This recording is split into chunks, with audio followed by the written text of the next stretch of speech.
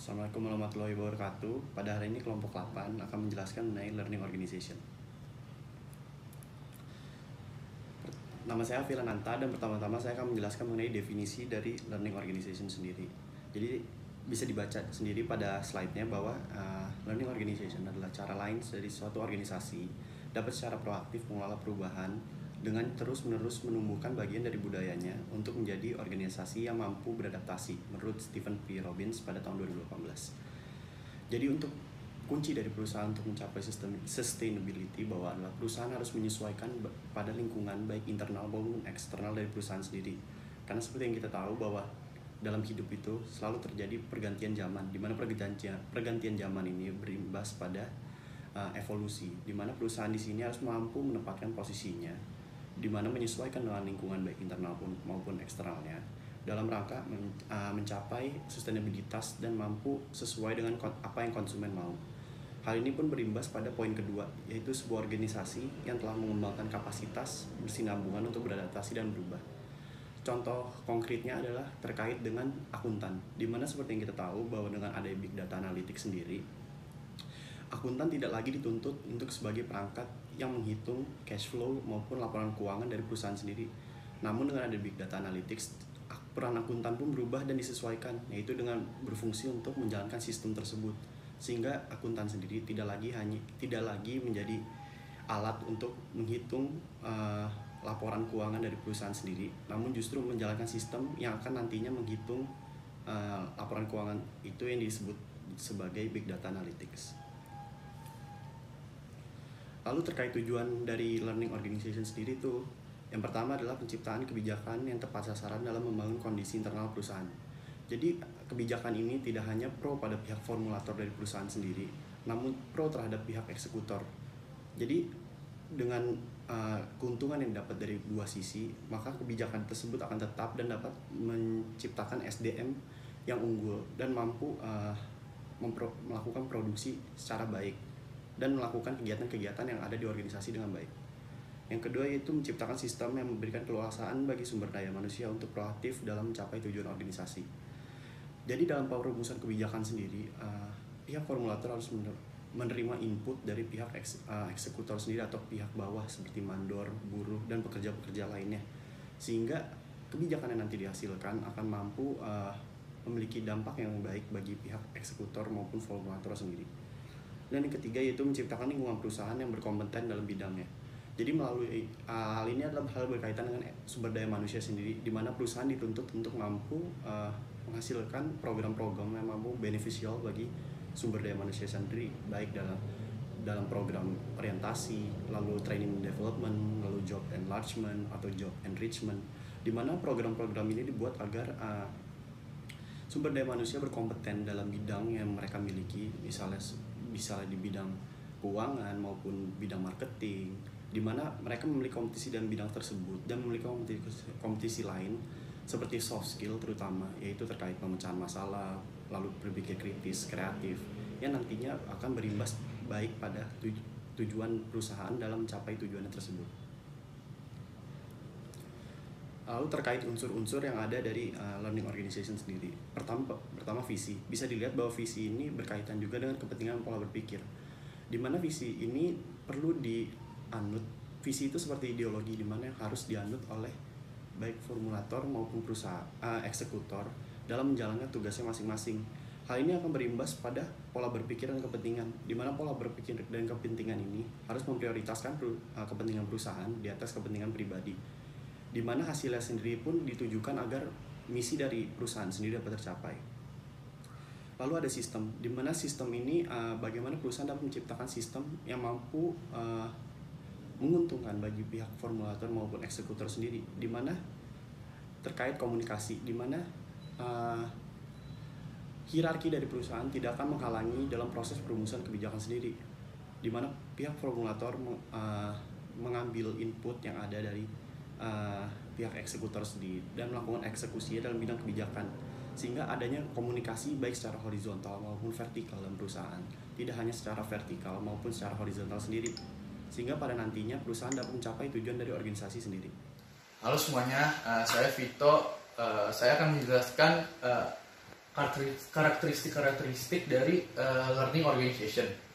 Nah, jadi menurut Stephen ada 5 karakteristik dalam learning organization. Yang pertama, adanya visi bersama yang disetujui oleh semua orang yang ada di dalam organisasi tersebut. Selanjutnya yang kedua, orang-orang membuang cara berpikir lamanya dalam menyelesaikan masalah. Yang ketiga, anggota menganggap semua proses atau kegiatan yang ada di dalam organisasi sebagai bagian dari sistem hubungan timbal balik. Yang keempat, orang berkomunikasi secara terbuka antara satu sama lain. Yang kelima, setiap orang mengenyampingkan kepentingan individunya demi kepentingan organisasinya untuk mencapai visi dari organisasi tersebut. Selanjutnya ada pengelolaan. Jadi dalam mengelola learning organization, seorang pemimpin harus mempunyai 5 prinsip, yaitu yang pertama, cara berpikir sistematik. Seseorang tanpa berpikir secara sistematik tidak mungkin dapat menerjemahkan disiplin-disiplin ke dalam kegiatan organisasinya dalam cakupan yang lebih luas. Selanjutnya ada kualitas kematangan individu. Jadi orang yang matang individunya bukan hanya saja mandiri, tetapi juga mampu berinteraksi dan bekerja sama secara efektif dalam organisasinya. Terus yang ketiga ada kerangka berpikir yang tepat atau model mental, yaitu organisasi dan individu yang ada di dalamnya diperkenankan untuk berpikir dan merefleksikan struktur atau perintah yang ada di dalam organisasinya. Yang keempat yaitu menetapkan visi bersama. Dengan visi bersama dari organisasi dapat membangun suatu komitmen dalam suatu kelompok dengan membuat gambaran-gambaran bersama tentang masa depan yang akan atau ingin diraih oleh organisasinya. Yang terakhir ada cara bekerja dalam kelompok atau tim pembelajaran yang bermakna terwujudnya sinergi dari antara masing-masing individu sehingga inteligensi dari tim atau kelompok bisa melebihi inteligensi dari masing-masing individu. Karenanya suatu tim suatu tim dapat mewujudkan aksi bersama secara efektif. Halo semuanya, perkenalin, nama saya Haris Ahmad Gifari dari kelompok 8 dan saya akan membahas mengenai proses pengembangan. Proses pengembangan ini merupakan salah satu tuntutan yang harus ada dalam suatu learning organization. Nah, dalam proses pengembangan terdapat 6 fitur utama dalam learning organization. Itu dibahas oleh David A. Garvin. Menurutnya ada 6 fitur utama, yakni yang pertama adalah pembelajaran berkelanjutan. Yang kedua, harus adanya generasi pelajar dan sistem untuk berbagi ilmu. Yang ketiga yakni perubahan sistematik, jadi kayak sistematika dalam suatu perusahaan itu harus ikut dalam suatu organisasi, harus terus berubah dan mengikuti sistematika yang benar untuk menjadikan suatu learning organization itu terwujud. Selanjutnya harus terdapat budaya belajar. Lalu yang kelima ada fleksibilitas dan experimenting guna untuk menciptakan suatu inovasi baru dalam suatu learning organization. Nah, terakhir ada apresiasi atau menghargai dalam setiap anggotanya harus saling menghargai. Ya, lanjut ada perubahan untuk pengembangan. Jadi sebelum mau adanya learning organization, suatu organisasi harus melakukan perubahan. Nah, gunanya itu untuk mengatasi kendala-kendala atau hambatan dalam learning organization. Nah, perubahannya itu dapat berupa dalam bentuk birokrasinya dirubah, atau budaya kerja, atau pola pikirnya, dan sebagainya. Nah, yang terakhir ada pendekatan dalam belajar. Nah, dalam learning organization ini, dalam proses pengembangannya terdapat 3 pendekatannya. Yang pertama yaitu terfragmentasi, atau dia itu harus ada tawaran dari departemen pelatihan guna untuk mengambil anggota-anggota tersebut untuk melakukan suatu pengembangan. Nah, yang kedua yakni terformalisasi dengan baik. Terformalisasi dengan baik bermakna sistematis dan terstruktur atau teratur. Jadi gunanya sendiri agar karyawan atau anggotanya sendiri itu merasa teratur dengan segala macam tata caranya untuk learning organization itu terwujud. Nah, yang terakhir yakni fokus atau terfokus. Fokusnya itu harus tetap terhadap tujuan organisasi serta kemajuan individu tersebut. Nama saya Givero Tomel Sandro. Sekarang saya akan menjelaskan mengenai implikasi manajerial. Nah, jadi implikasi manajerial ini merupakan upaya yang dilakukan oleh tim manajerial atau manajer sebagai bentuk upaya dalam merubah sebuah organisasi atau perusahaan menjadi sebuah learning organization. Nah, jadi pertama saya akan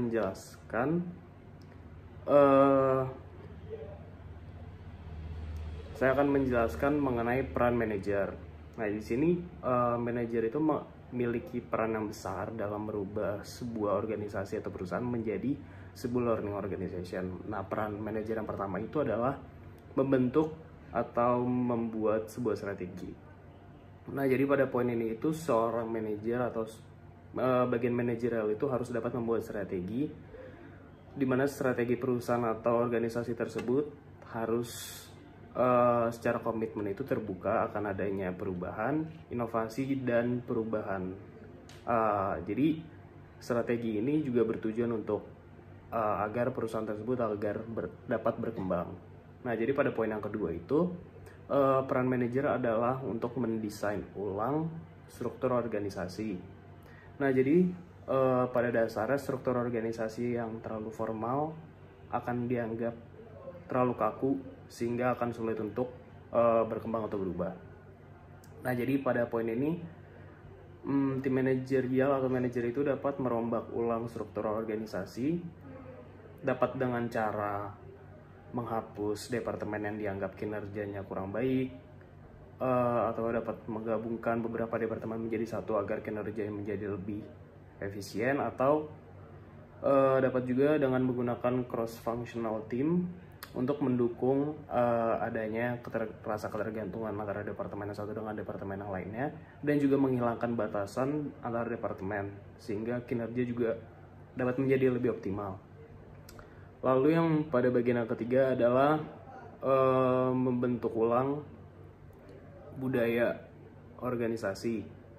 Nah, jadi pada poin ini adalah tim manajer itu dituntut untuk dapat mendemonstrasikan tindakan yang berani mengambil resiko dan juga berani mengakui kekalahan atau kesalahan. Nah, jadi di sini itu manajer itu dapat mengaplikasikan poin yang ini itu dapat dengan cara apabila terdapat pegawai atau karyawan yang berani untuk melakukan tindakan yang beresiko, atau karyawan tersebut berani mengakui kesalahannya, tim manajer harus dapat memberikan apresiasi seperti reward.